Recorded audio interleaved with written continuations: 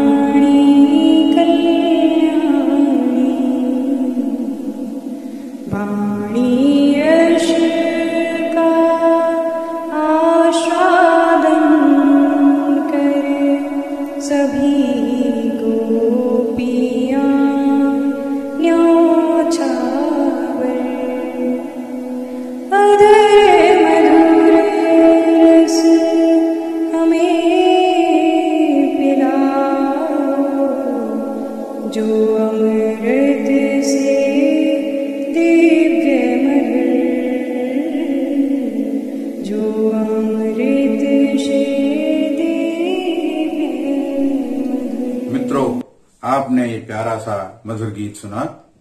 मधुरिया गिरा वल्गु वाक्य। अभी तक तो ऋग्वेद और यजुर्वेद की ऋचाएं भगवान के प्रति अपना प्यार का अर्चन, प्रेम का निवेदन कर रही थी, लेकिन अब सामवेद आपके सामने प्रस्तुत है। सामवेद की जो ऋचाएं हैं वो अत्यंत वाणी, मधुरता, गायन, संगीत से संबंध रखती हैं। तो यहीं पर जो है भगवान जो है सामवेद की ऋचाएं भगवान के श्री चरणों में प्रस्तुत कर रही हैं। मधुरया गिरा वल्गु वाक्य।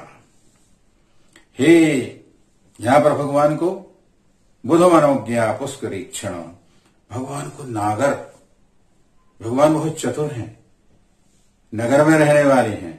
आपकी जो वाणी है वो बहुत ही सुंदर और मधुर और बहुत प्यारी है और बहुत ही सुंदर है। देखिए यहां पर जो वाणी है वो कौन सी वाणी है? 4 प्रकार की वाणी कही गई है। परा, पश्यंती, मध्यमा और वैखरी। परा, पश्यंती, मध्यमा और वैखरी। तो परा वाणी जो जहां से उद्गम होता है, नाभि स्थल से। पश्यंती जहां दृश्य बनते हैं, और मध्यमा जहां विचार बनते हैं, और जो हम बोलते हैं वो हो जाती वैखरी वाणी। तो यहां पर आप ये समझ लीजिए कि वैखरी वाणी का भी स्थान है, और सभी भगवान की वाणी में तो सारी वाणी विराजमान है। हम जब जप करते हैं, पूजन करते हैं, तो हमेशा वैखरी का ही प्रयोग करते हैं। जब योग करते हैं तो परा का प्रयोग होता है। जब दर्शन करते हैं तो पश्यंती का प्रयोग होता है। पश्य शब्द संस्कृत की दृश्य धातु से बना हुआ है, जिसका अर्थ होता है देखना। तो देखिए, परा, पश्यंती और मध्यमा और वैखरी, इन चारों वाणी का हम भगवान के लिए प्रयोग करते हैं। तो आपको जो प्रयोग करना है वो परा से नहीं करना है, आपको वैखरी से प्रयोग करना है, क्योंकि हम तो वैखरी जानते हैं, बोलते हैं तो वाणी, चाहे स्तुति करें, चाहे प्रार्थना करें, जप करें, तो ये सब वैखरी वाणी का कार्य हो गया। मध्यमा वाणी से हम विचार और चिंतन करते हैं, पश्यंती से भगवान के स्वरूप का दर्शन करते हैं, और परा नाम की जो वाणी है वो परमात्मा का स्वरूप है, शाम का स्वरूप है, शाम वेद का स्वरूप है। तो इस प्रकार से हमने देखा कि भगवान की जो वाणी है वो शब्द पदों से सुंदर सजी हुई रहती है, अत्यंत मधुर रहती है, और आपकी ऐसी सुंदर वाणी कल्याण करने वाली है, सबका भला करने वाली है। और ये वाणी जो है विद्वानों को भी महत्वपूर्ण हो जाती है। बुध मनोज्ञा, बड़े बड़े विद्वान, बड़े बड़े पंडित, बड़े बड़े वैज्ञानिक, बड़े बड़े दानवकार, वह भी उस वाणी में रमण करने लग जाते हैं। बुध मनोज्ञा पुष्करेक्षण। तो प्रभु, इस प्रकार की जो आपकी वाणी है, उसी वाणी को का रस का, उस कल्याण करने वाली वाणी के रस का आस्वादन करके हम सभी गोपियां आपके ऊपर न्यौछावर हो रही हैं, आपको समर्पण कर रही हैं, आपके दर्शन करना चाहती हैं, आपके प्रेम को प्राप्त करना चाहती हैं। तो गोपियों ने अपने उस प्रेम भाव को, आनंद भाव को साम की स्तुति से प्रस्तुत किया है। ये अर्चन सामवेद के द्वारा भगवान का किया जा रहा है। अधुर मधुर रधर सीधुना, अधर सीधुना प्यायश्वनः। जब वह वैखरी वाणी आपके मधुर अधरों के ऊपर जब विराजती है, तो वह रसस्वरूप, प्रेम स्वरूप बन करके हमारी प्राणों में जो है प्रकट हो जाती है। तब वही वाणी जो है हमको अत्यंत आनंद को प्रदान करने वाली है।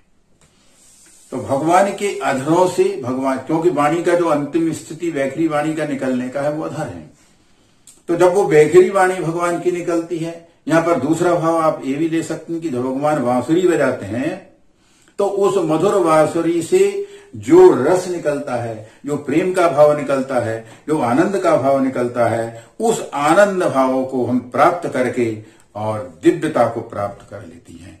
हे प्रभु, आप उसी वाणी का, उस मधुर वाणी का हमको आस्वादन करा करके हमारे जीवन को कृतार्थ कीजिए। इस प्रकार से सामवेद की ऋचाओं ने अपने आनंद के रूपी वाणी के द्वारा भगवान श्री कृष्ण को प्रेम की प्रस्तुति आज प्रदान की है। आज इतना ही इस वाणी का या इस श्लोक का पाठ करने से वाग वैभव और संगीत में दक्षता प्राप्त होती है। तो इसी प्रकार की वाणी का जो है गोपियों ने भगवान से निवेदन किया। तो इस समर्पण की स्थिति है भगवान की। तो आज मैं यहीं पर अपनी वाणी को विराम देता हूं।